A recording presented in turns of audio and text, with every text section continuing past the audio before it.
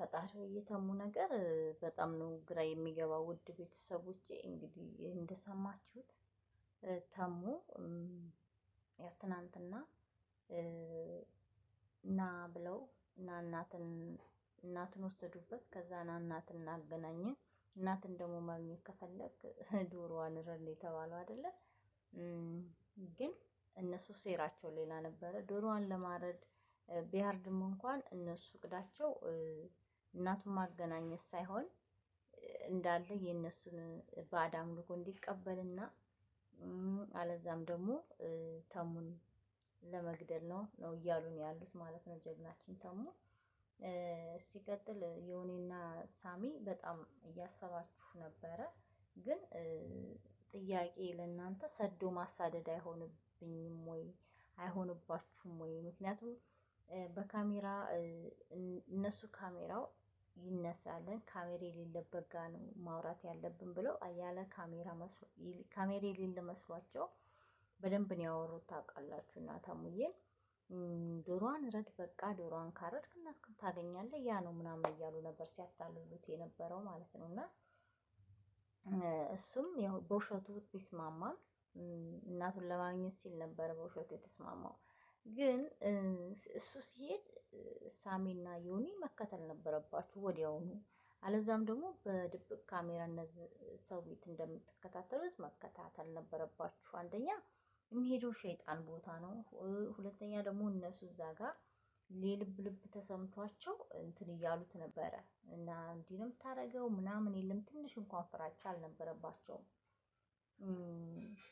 እና ትልቅ ጥፋት ነው ያጠፋችሁት። መከተል ነበረባችሁ ወዲያው ማለት ነው። ወይም ደግሞ የሆነ አሁን በቃ ምንድነው በእጃችሁ የያዛችሁ ለቃችሁ እንደገና ስትፈልጉ ለእናንተ መከራ ነው የበዛባችሁ። እና እንደገና ደግሞ ዛሬ ሳሚን እና እንሂድ እናቱን ላሳያችሁ እያለች ነው። ምናልባት እናቱ ልትገኝ ትችላለች። ተሙን እጃቸው አድርገዋል።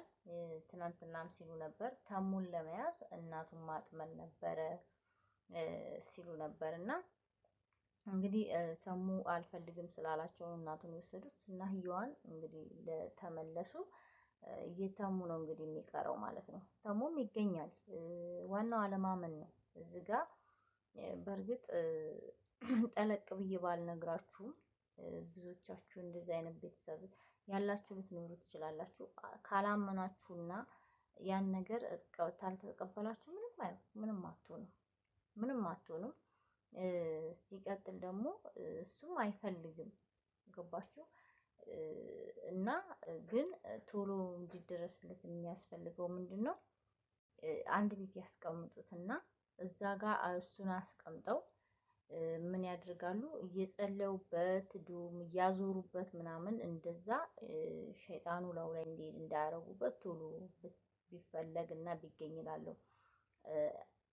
ባያምንም እዛ ቦታ ላይ ወስደው ብዙ የሚያደርጉን ነገር አለ፣ የሚያቀማምሱት ነገር አለ። ሳይወዱ በግዱ ብቻ እንደዛ እንዳያደርጉት መፍራት ነው እንጂ እሱ ስላላመነ ምንም አይሆንም። ምንም ዋናው እነሱ የሚያደርጉትን አለማድረግ ነው። የተሰራውን አለመብላት ነው። እሺ ጊዜ ደግሞ ይሄ እነሱ የሚያመልኩት ነገር እኔ እስከ ትንሽ እስከማውቀው ድረስ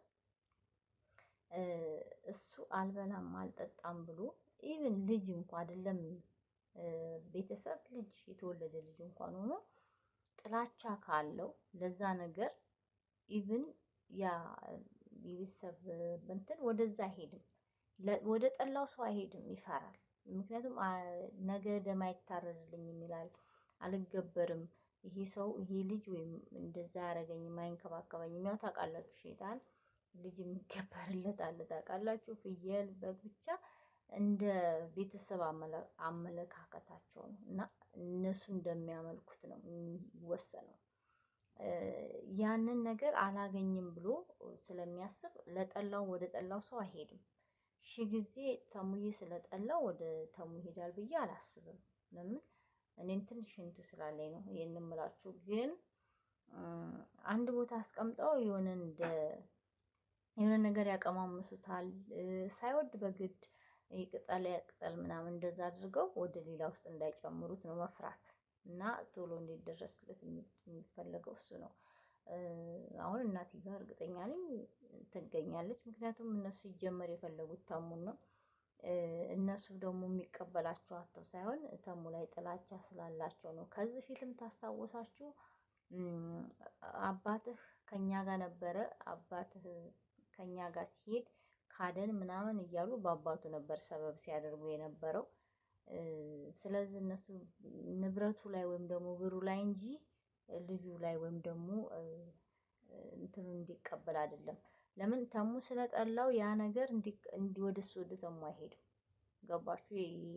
ሸይጣኑ አምልኮ ወደ ተሙ አይሄድም። ለምን ተሙ አይፈልገውማ።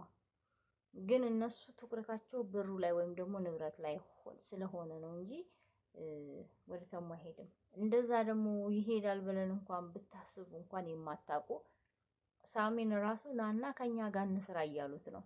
ና ከኛ ጋር ከሆንክ ችግር የለውም ተሙን አሳይሃለሁ ና እንሂድ እያለች ነው እንግዲህ ዛሬ ይዛ ሄደችው። ምንም አይደለም፣ ቤተሰብም አይደለም፣ ምንም አይደለም። ገባችሁ? ስለዚህ እነሱ አንድ ሰውን ሚስኪንን ሰው ያጠምዳሉ፣ ሚስኪን ሰው አብሯቸው እንዲሰራ ያደርጋሉ። እንደዚህ ንብረት ያለው ንብረት ይቀሙና ለዛ ለሚስኪን ሰው ይሰጣሉ። ያ ሚስኪን ደግሞ እነሱን እንደ እግዚአብሔር እንደ ፈጣሪ አድርጎ ይከተላቸዋል ማለት ነው። እንደዛ አድርገው ስለሚያስቡ ነው እንጂ ራሱ ሸይጣኑ ራሱ ወደ ጠላው ሰው አይሄድም። ስለማይሄድ ዝም ብሎ ነው የሚለፉት። ብቻ ተሙዬ እግዚአብሔር ይርዳህና በተገኘህ። በጣም ነው የሚያሳዝነው ሁኔታው ማለት ነው። ብዙዎች እንደዛ አይነት ታሪክ ያለን አለን በየቤታችን።